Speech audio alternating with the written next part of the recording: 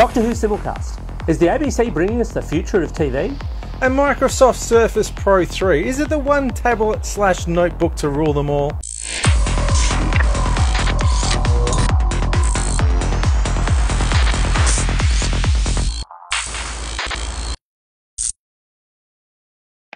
Welcome to Vertical Hold, the tech show where we channel surf through the headlines in search of the big picture.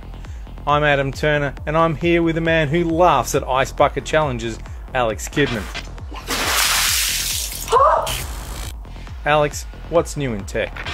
NBN Co has been busy trialling fibre to the node at Umina in New South Wales northern coast, complete with cheesy videos extolling the virtues while hiding a few of the problems in the small print. At the same time, however, figures suggest that outside of Queensland, New South Wales and Victoria, the rollout has all but stalled, with only 141 homes and businesses passed since June the 30th. That's not per week or per state, that's 141 in total. If you've been stung with exorbitant late payment fees by Telstra, Optus or Vodafone, then you might have a chance to claw some of it back.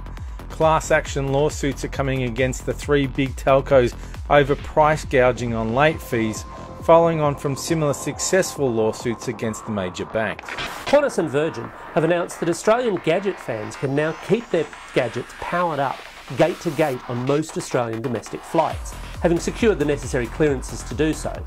There are still some limitations you've got to take into account. You can't use laptops and you've got to be in flight mode. Smaller airlines such as Jetstar, QantasLink and Tiger Air still haven't got those clearances, so it's not quite every flight just yet. Amazon's virtual currency has arrived in Australia, with the shopping giant offering a 10% discount when you convert your Aussie dollars into Amazon coins. Unfortunately, at this stage you can only spend your Amazon coins in Amazon's Android App Store, not elsewhere on the Amazon site. So, Alex, you're a little bit of a Doctor Who fan? Just a little. I hear that the ABC is doing something interesting with Doctor Who this year that they haven't done before. Yeah, that's right. Now, what they did last week, as we're recording this, was simulcast the first episode of the new series starring Peter Capaldi at exactly the same time as the BBC was showing it.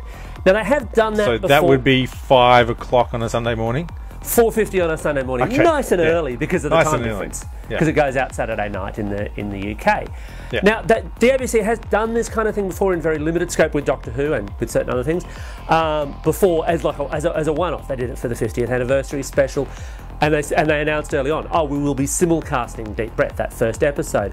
What they've now done, however, is said, well, actually, we're going to simulcast the whole season.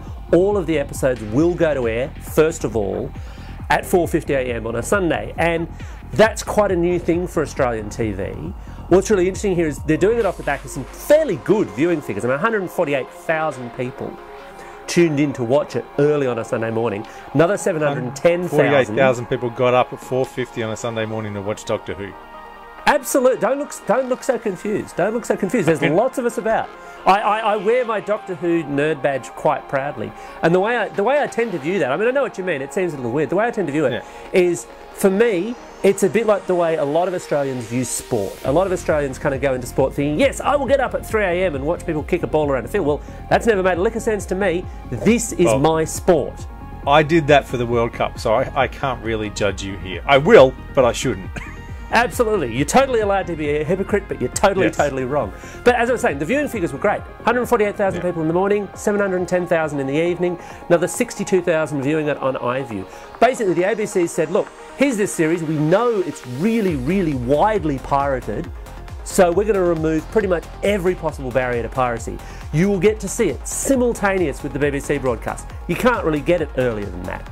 No, that's even better than not in its full form. There was a leak of a work print of the episode, but that's a different kind of story. Yeah. We will make it available through the day streaming if that's what you want, and we'll show it in prime time if that's what you want as well. It removes so many of those arguments that are used to prop up piracy in Australia in one fell swoop. It's a really fascinating move for a drama series, because sport's the classic example here. Lots of sports get simulcast or very close simulcast, and people whinge if they're even 1 or 2 minutes out because of an ad break or something. Yeah. Not that the ABC does ad breaks, but you know what I mean. Here they've just said, this isn't sport, this is drama, but we are still going to simulcast it anyway. Now, that's pretty similar to what Foxtel did with Game of Thrones this year. It screened it here on a Monday afternoon as it finished screening on the East Coast in the US. So we were 1 hour behind, and I can understand why, because Monday afternoon you basically had to stay off the internet if you didn't want to know who died in Game of Thrones that week because the spoilers were so bad. Is it that much of an issue with Doctor Who? Why is it that people feel the need to watch it at 10 to 5 on a Sunday morning and can't wait a couple of hours? It's not so much a spoiler issue early on in the season, although certainly for the season premiere, to a certain extent, nobody knew what Peter Capaldi's Doctor was going to be like. Yeah. Towards the end of the season, because they run with a season arc, yes, that's likely to be more of a thing. It's more, and I guess it's the same with kind of sports stuff, it's more that sense of community. Of me being able to say, well, look, I've got lots of friends in the UK, and I do, who are massive Doctor Who fans as I am. We can then immediately discuss it because we've all seen it in the same time frame. The internet has made the world a smaller place, Adam. I'm surprised you hadn't noticed this. I read about that in a newspaper, yeah. There's one big factor that you're missing, well, a big factor in some people's eyes. Your friends who are watching it in the UK are quite possibly watching it in high definition. If you're watching it here, you're watching it squeezed down to standard definition because the ABC wastes their bloody high def channel on 24-hour news. That, for some people, will still be enough of a reason to steal it, even if they have to wait an hour to watch it. Cry me a damn river. I mean, seriously. I will. I care more about picture quality than your average person does. I like things in high definition. I will eventually pick up the Blu-rays of this. I will eventually watch it in 1080p, and I get the broad point. But the thing that really amuses me around that is, in order to do that, in order to watch it in 1080p, those self-same pirates are throwing out their entire, oh, we've got to have it immediately, we've got to have it when we want it argument. Because by absolute definition, the quickest they're going to get it is an hour or a couple of hours after the BBC broadcast. They're basically saying, well, actually, you know what? I am prepared to wait for this. And for so long, that argument has been, well, no, we can't possibly wait for programs. It's wrong. Well, look, it's being provided to you. Well, that's the thing. Most of the arguments behind piracy usually break down, and it comes down to, I didn't want to pay for it, I didn't want to wait. When you don't have to pay for it or wait, do you think that nobody will download Doctor Who anymore? I think it'll still happen. People will download it so that they can re-watch it. As you say, yes, a subset will go for 1080p only, and I suppose I can't really stop them. I can't really say that pirate arguments always hold up to the strictest logical analysis. What's really interesting here, though, as well, is working out how this kind of model works going forward. The ABC has this advantage in that, whilst it's probably paid a pretty penny for Doctor Who, and that may well tie into how they can simulcast it now, whilst it's paid a pretty penny, it's a public broadcast. Its pressures are different. And whether or not that flows through to a free-to-air or to a Foxtel to make sense for this kind of simulcasting, that kind of remains to be seen. That folds into that whole how do you fund TV in an age where people want everything immediately kind of argument. And again, that folds into things like whether or not people will pay at all. Yeah. Well, I'm happy to wait a couple of hours to watch Doctor Who. I actually wish they put, not worry so much about high definition, but put a bit more effort into the scripts. The last few seasons have been pretty average, and the new Doctor Who's going to have to be pretty good to make up for it. Turner, you're dead to me. So Adam, Microsoft's finally made its Surface Pro 3 tablet available here in Australia. We've both been having a bit of a look and a test of the Surface Pro 3. What are your thoughts? Is the third time the charm? I think the third time might be the charm. Now it's my turn here. I've got my big props. I know how you love your big props. Hey, I've got mine too. Snap! You know, it's always one-upmanship with you, isn't it? Always. This one, it's got a bigger screen than the last one. It's also got a different shape screen to the last one. The screen on this one is a 2:3 aspect ratio, so it's shaped more like an A4 sheet of a paper. Where the old one, I think, was 16:9 or 16:10, which is shaped more like a movie screen. Now, that's great pretty if you're heavy watching for an movies. A4 piece of paper, but yes. Yes. That's great if you're watching movies and you're watching it in landscape mode. But when you turn it around in portrait mode because you might want to read a document or maybe use the stylus that came with it to write on the screen, then that shape kind of feels a lot more comfortable, and it's closer to the shape that the iPad is as well. So that's something that the bigger screen, sharper resolution, different shape, the improved detachable keyboard. There's a lot of things that are better about it. Of course, it's still Windows 8.1, but Yeah, look, I agree with you that the hardware is greatly improved. I love the new kickstand. I'm not quite as in love with portrait mode as you are. I don't find I use it all that much, and I think that's to do with the general weighting that it's still, and this has been a thing with Surface Pro for its entire existence, it's still a relatively heavy unit, even though, yes, it's lighter than a lot of competing laptops, and that's where Microsoft kind of pushes it more in laptops than in tablets.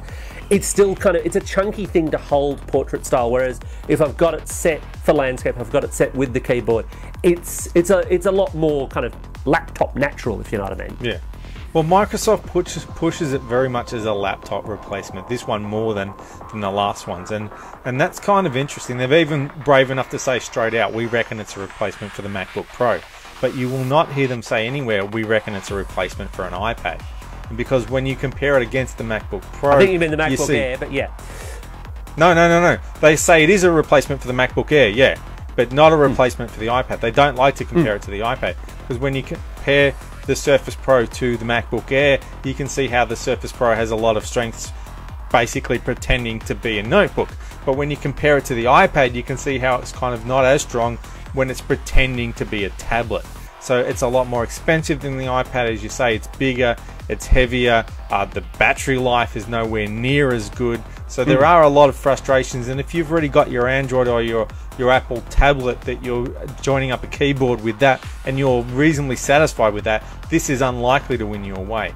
But if you're already lugging around a notebook and you're looking for something that's a bit more tablet-esque, then this should definitely be on your list of things to look at. Yeah, I mean, the tablet thing is interesting because it's this hybrid device, and I think it plays to one of the things, and in a way this isn't the Surface Pro 3's fault at all. The hardware's quite good. Windows 8.1 as a tablet operating system still isn't quite there. The store has lots and lots of apps, but a lot of them are really bad, and I mean really bad to a level beyond that you see in some of the junkware that is in the Google Play or iOS app stores. There's a lot of not just a collection of fart apps. Yeah, no, there's scamware, there's bodgy stuff that turns up. It's not good, and Microsoft really should do something about it, but that's the software. As such, as a basic kind of consumption tablet, if you just want to watch stuff or browse the web or whatever, yeah, fine. It's, you know, it's perfectly good. I don't think it quite holds up against an iPad in the tablet stakes. It's in that premium notebook space where it's kind of interesting. It's an interesting choice to have, albeit not one that's spectacularally cheap, given that the keyboard is not bundled in with it. And that's something that actually I think Microsoft really needs to address. This thing starts at $979, and that gets you the Core i3 model, whereas last year it would have got you the Core i5, and they still want another $150 on top. But its one redeeming feature is that it runs Windows 8 Pro, the full version of Windows, not Windows RT. So if you want, you can push aside the tiles and run whatever desktop software you want. That definitely, while it makes it more expensive, definitely makes it more useful than a Surface RT device. Oh god, yeah, absolutely. And I mean, yes, that does somewhat redress the apps issue as well in a way, because obviously you can run any Windows software. Having said that, an awful lot of Windows software does work on the presumption that you've got a mouse and keyboard sitting there, and if you're using it like a tablet and you're trying to press a tiny little red X, it can be just a little bit frustrating. Yeah, if you're never using the Metro interface and you're only using the desktop, then you might be better off with a notebook. If you're only using the Metro or the modern interface, then you might be off with a tablet, better off with a tablet. It really is one of those hybrid, trying to be the best of both worlds things. And for some people, especially if you live a very sort of Microsoft-centric lifestyle, then it might be that sweet spot in the middle. But for other people, it's, well, I'd rather go this way or I'd rather go that way, and it might be too much of a compromise in one area or the other. So that about wraps it up for another episode of Vertical Hold, and I think I'm off to take the bourbon and ice challenge. Mate, that's going to sting when you tip it over your head. Yeah, it does.